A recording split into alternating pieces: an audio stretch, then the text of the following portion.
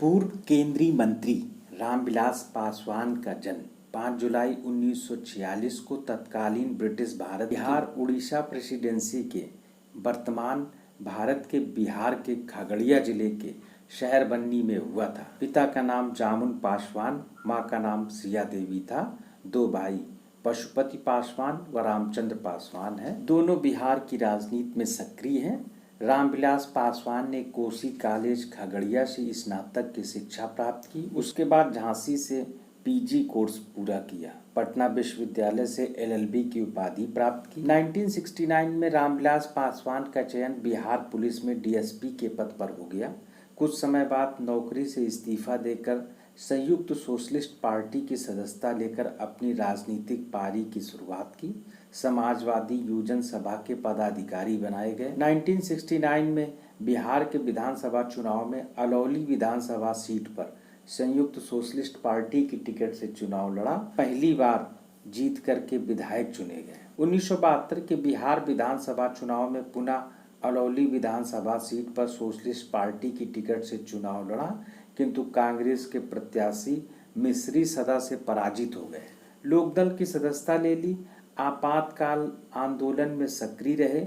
लगभग 2 वर्षों तक जेल में बंद रहे।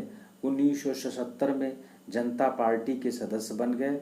1977 के आम चुनाव में हाजीपुर लोकसभा सीट पर जनता पार्टी की टिकट से चुनाव लड़ा और कांग्रेस के प्रत्याशी बालेश्वर राम को पराजित करके पहली बार सांसद चुने गए। 1979 में जब जनता पार्टी का विभाजन हुआ तब रामविलास पासवान चौधरी चरण सिंह के गुट जनता पार्टी सेकुलर में शामिल हो गए। 1980 के लोकसभा चुनाव में हाजीपुर लोकसभा सीट पर चौधरी चरण सिंह के गुट से चुनाव लड़ा और कांग्रेस के प्रत्याशी महावीर पासवान को पराजित करके दूसरी बार लोकसभा सदस्य चुने। 1983 में दलित सेना का गठन किया। 1984 के लोकसभा चुनाव में पुनः हाजीपुर लोकसभा सीट पर चुनाव लड़ा, किंतु कांग्रेस के प्रत्याशी राम रतन से पराजित हो गए। 1988 में बीपी सिंह के राष्ट्रीय मोर्चा में शामिल हो गए, जनता दल के सदस्य बने। 1989 के लोकसभा चुनाव में पुनः हाजीपुर लोकसभा सीट पर जनता दल की टिकट से चुनाव लड़ा और कांग्रेस के प्रत्याशी महावीर पासवान को रिकॉर्ड मतों से पराजित करके तीसरी बार सांसद चुने गए। बीपी सिंह सरकार में केंद्रीय श्रम व कल्याण मंत्री बनाए गए। 1991 के आम चुनाव में रोसड़ा लोकसभा सीट पर चुनाव लड़ा और कांग्रेस के प्रत्याशी अशोक कुमार को पराजित करके चौथी बार सांसद चुने गए। 1996 के आम चुनाव में पुनः हाजीपुर लोकसभा सीट पर चुनाव लड़ा। समता पार्टी के राम सुंदर दास को पराजित करके 5वीं बार सांसद चुने गए।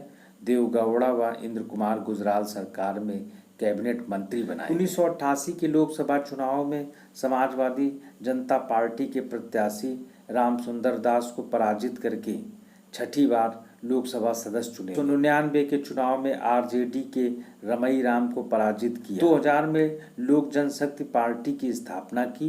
2002 में बीजेपी से मतभेद के कारण एनडीए छोड़ दिया और कैबिनेट मंत्री के पद से इस्तीफा दे करके कांग्रेस के नेतृत्व वाली संयुक्त प्रगतिशील गठबंधन यूपीए में शामिल हो गए। 2000 के लोकसभा चुनाव में हाजीपुर लोकसभा सीट पर जनता दल यूनाइटेड के प्रत्याशी छेदी पासवान को पराजित करके 8वीं बार लोकसभा सदस्य चुने गए। 2009 के आम चुनाव में हाजीपुर लोकसभा सीट पर लोक जनशक्ति पार्टी की टिकट से चुनाव लड़ा, किंतु जनता दल यूनाइटेड के प्रत्याशी राम सुंदर दास से पराजित हो गए। बिहार से राज्यसभा के सदस्य चुने गए। 2014 के लोकसभा चुनाव से पूर्व लोक जनशक्ति पार्टी पुनः भारतीय जनता पार्टी के नेतृत्व वाली एनडीए में शामिल हो गया।